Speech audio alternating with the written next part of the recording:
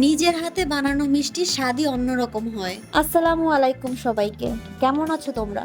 আজকে আমি বাসায় বসে ভাবছিলাম বাইরে থেকে সবসময় মিষ্টি কেনা লাগবে কেন, নিজের হাতে যদি বানিয়ে ফেলা যায় তাহলে সেই তৃপ্তিটাই আলাদা, তাই না? তো ভাবলাম আজকে তোমাদের সঙ্গে থাকুক আমার এই মিষ্টি বানানোর ছোট্ট আয়োজনটা। একদম ঘরোয়া স্টাইলে ভালোবাসা দিয়ে বানানো এই মিষ্টি বানাতে খুব বেশি কিছু লাগবে না, দুধ, ভিনেগার, চিনি আর একটু এলাচ। সবচেয়ে ভালো লাগে এই কয়েকটা জিনিস দিয়েই দারুণ একদম ঘরোয়া মিষ্টি বানানো যায়। আমি এখানে তরল দুধের প্যাকেট 2টা নিয়ে নিলাম, 1 লিটার পরিমাণ।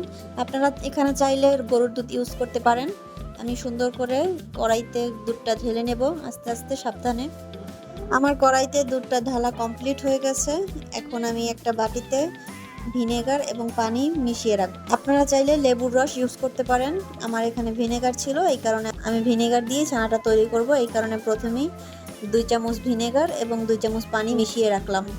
দুধের ছানা তৈরি করার জন্য ভিনেগার এবং লেবুর রস খুবই একটা ইম্পর্টেন্ট জিনিস। প্রথমে দুধটা ভালো করে ফুটিয়ে নিতে হবে। দুধ ফুটে উঠলে আমি এতে আগে থেকে গুলিয়ে রাখা ভিনেগার মিশ্রিত পানি দিয়ে দেব।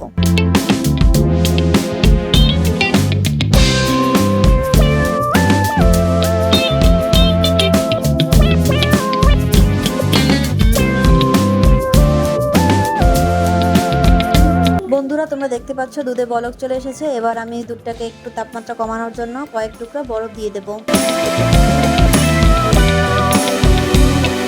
বরফটা গলে যাওয়ার পরে আমি আস্তে আস্তে ভিনেগার মিশ্রিত পানিটা দিয়ে দেব এবং নাড়তে থাকবো।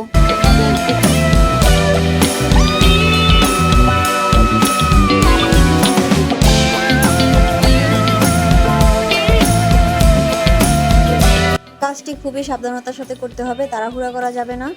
এবং একটু পরেই দেখা যাবে ছানা কেটে গেছে।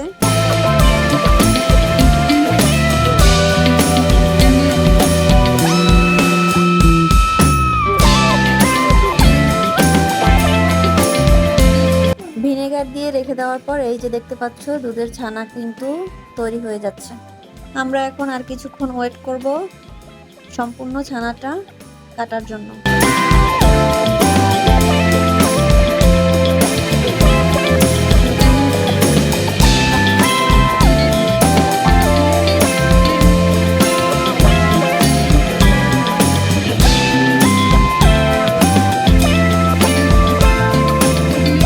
দুধের সম্পূর্ণ ছানা কাটা কমপ্লিট। এবার দুধটা একটা পরিষ্কার কাপড়ে ছেঁকে নিতে হবে।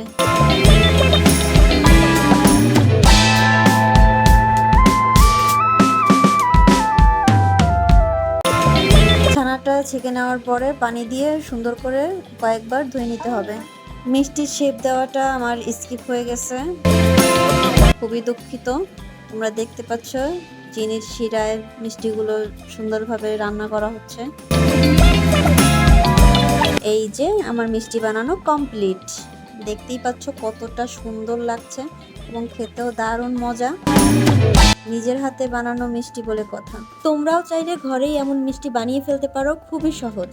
দুধ ফোটাও, লেবুর রস দাও বা ভিনেগার দাও, ছানা বানাও, তারপর একটু চিনি, ব্যাস। ভিডিওটি ভালো লাগলে একটি লাইক দিতে ভুলো না। কমেন্টে জানিও তোমাদের রেসিপি কেমন লাগলো। আর নতুন যারা আছো চ্যানেলটা সাবস্ক্রাইব করে এবং পেজটা ফলো করে পাশে থাকো। পরের ভিডিওতে দেখা হবে, ততক্ষণ সবাই ভালো থেকো, মিষ্টি থেকো আর মিষ্টি খেতে ভুলো না।